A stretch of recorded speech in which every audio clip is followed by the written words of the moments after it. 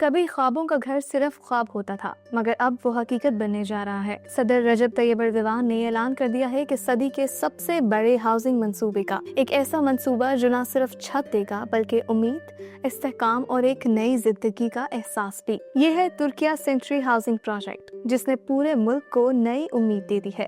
Istanbul میں منعقدہ شاندار تقریب میں صدر ایردوان نے کہا، ہم صدی کا ہاؤسنگ منصوبہ شروع کر رہے ہیں۔ ترکیہ کے ہر صوبے میں 5 لاکھ نئے گھر بنائیں گے۔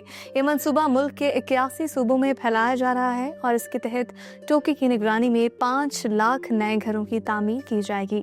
ہر گھر جدید سہولیات سے آراستہ ہوگا، مگر قیمت عام شہری کی پہنچ میں رکھی گئی ہے۔ قیمت کا آغاز تقریباً 1.8 ملین ترک لیرہ اور ماہانہ اقساط صرف 6,700 لیرہ سے شروع ہوں گی۔ گھر 2 اقسام کے ہوں گے، 1+1 اور 1+2، یعنی سنگل فیملی یا چھوٹے خاندان کے لیے موزوں۔ صدر ایردوان کے مطابق یہ منصوبہ صرف تعمیرات کا نہیں بلکہ خود انحصاری اور عوامی خوشحالی کا وعدہ ہے۔ انہوں نے کہا، ہم شہریوں کو استنبول اور دیگر شہروں میں بڑھتے کرایوں کے بوجھ سے نجات دلوائیں گے۔ اب ریاست خود کرایہ اور ملکیت کے نظام کو منظم کرے گی۔ منصوبے میں خاص توجہ نوجوانوں اور کم آمدنی والے طبقوں پر دی گئی ہے۔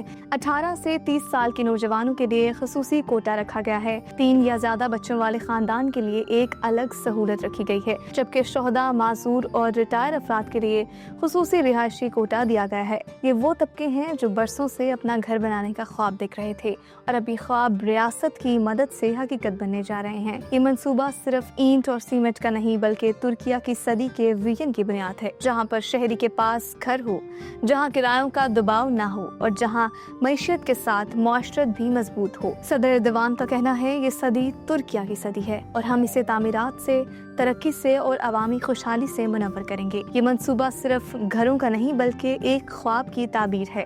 ترکیہ جو دنیا کو دکھا رہا ہے قومیں کیسے اپنے عوام کے لیے خواب بنتی ہیں اور پھر انہیں سچ کرتی ہیں۔